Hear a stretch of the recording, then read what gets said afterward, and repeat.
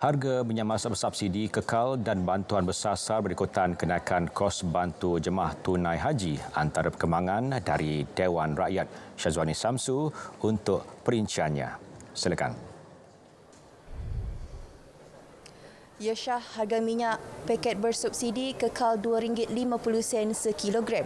Kerajaan tidak bercadang menaikkan harganya setelah mengambil kira situasi kos sara hidup rakyat yang semakin meningkat.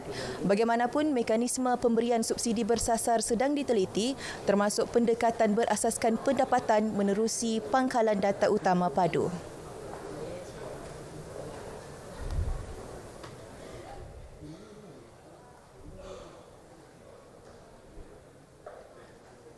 Buat masa ini, kerajaan tidak bercadang untuk menaikkan harga minyak paket bersubsidi kepada rakyat itu.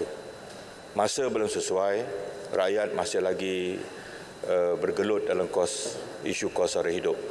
Namun begitu, kerajaan telah bersedia sebenarnya, insya-Allah sehingga hujung tahun ini, suatu badan yang akan mengendalikan database kita, penggalan data kita iaitu PADU yang akan melengkapkan semua data-data untuk kita memberikan subsidi kepada golongan tertentu atau dalam istilah mudanya kerajaan akan memulakan inisiatif ke arah memberikan subsidi bersasar kepada rakyat dalam negara kita. Kita faham kerajaan berbelanja untuk minyak paket saja dan juga RON 95 sebagai contoh dan juga barang-barang bersubsidi yang lain. Kita buat masa ini masih lagi mengekalkan subsidi ini demi rakyat. Penyataan bagi menjawab soalan ahli Parlimen Shah Alam Azli Yusof. Dalam pada itu, Dewan Rakyat hari ini turut dimaklumkan libat urus bersama Petronas sedang dipergiat bagi mewujudkan ekosistem mengitar semula minyak masak terpakai kepada industri biodiesel. Jelas Datuk Seri Salahuddin, usaha itu berpotensi menjana pendapatan negara. Langkah itu juga bagi memastikan minyak masak terpakai bersubsidi yang mencecah 65,000 metrik tan sebulan dapat dimanfaatkan.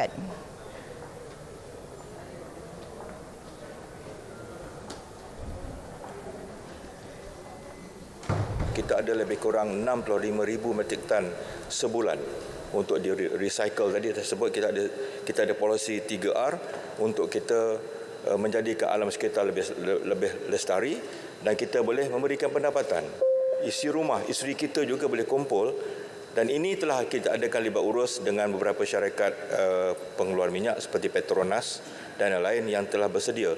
Saya dah sebut tadi, kita mesti mewujudkan satu ekosistem ke arah benar-benar menjadikan minyak masak bersubsidi ini yang telah digunakan ini sebagai suatu sumber pendapatan baru.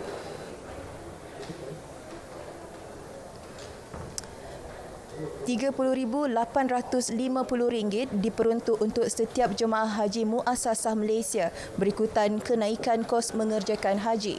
Jumlah itu meningkat 8% berbanding RM28,632 tahun lalu. Menteri di Jabatan Perdana Menteri Hal Ehwal Agama, Datuk Muhammad Naim Mokhtar berkata peningkatan kos tidak dapat dielakkan disebabkan beberapa faktor. Antaranya kadar inflasi dan percukaian di Arab Saudi, kadar tukaran wang mata ringgit Malaysia berbanding Saudi Rial dan dolar Amerika, selain projek pembesaran yang berterusan di Mekah dan Madinah bagi keselesaan jemaah haji di Tanah Suci. Namun bagi jemaah haji B40, tabung haji telah memperkenalkan bantuan kewangan haji secara bersasar kepada golongan tersebut. Manakala bagi jemaah haji T20 ditetapkan untuk bayaran penuh kos haji.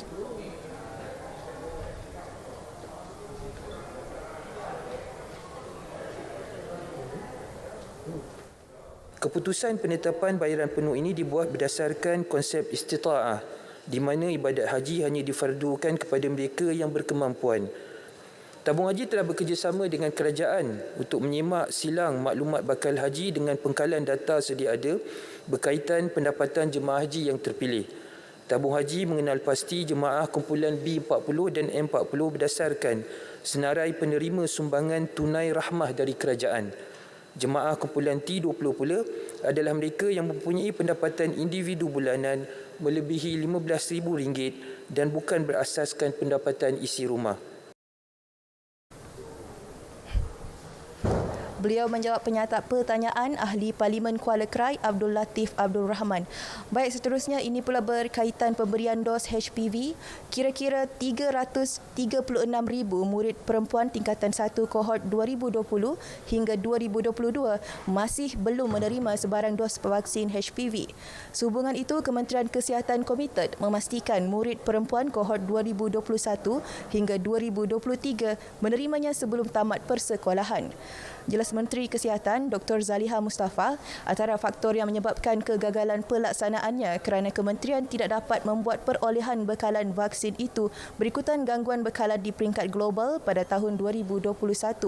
Selain harga vaksin yang melonjak 6 kali ganda, Disember tahun lalu KKM hanya boleh membuat perolehan sebanyak 100,000 dos vaksin HPV.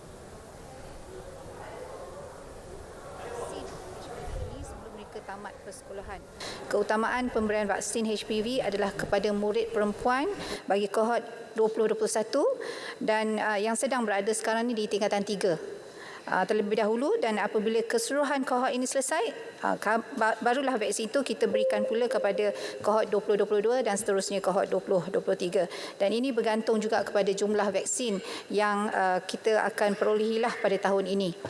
Berkenaan dengan perolehan vaksin HPV yang telah diperuntukkan sebanyak 120 juta itu, bagi tahun ini Kementerian Kesihatan Malaysia menjangkakan perolehan baru ini kita dapat muktamadkan pada suku ketiga nanti.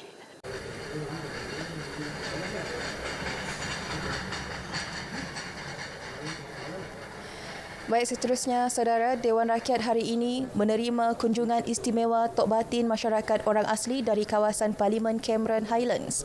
Timbalan Speaker Datuk Ramli Mohamad Noor yang juga ahli Parlimen kawasan itu mengalu-alukan kedatangan mereka pagi tadi.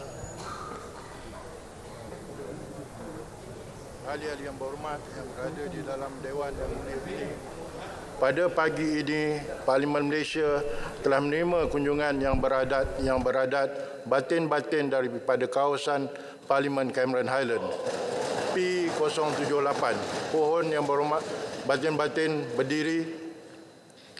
Saya mewakili Parlimen Malaysia ingin mengucapkan selamat datang kepada yang beradat batin-batin dan juga seluruh rombongan yang berhadir. Dengan izin Dewan, Maigah sudah cacak. Bila kita tiba, Bor, terima kasih ke Chief ku Parlimen Malaysia dah kabel.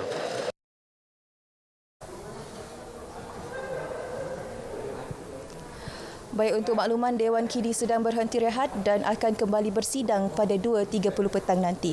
Demikian perkembangan dari bangunan Parlimen. Kita kembali bersama Syah di Angkasa Puri. Baik, terima kasih Wani dari Parlimen.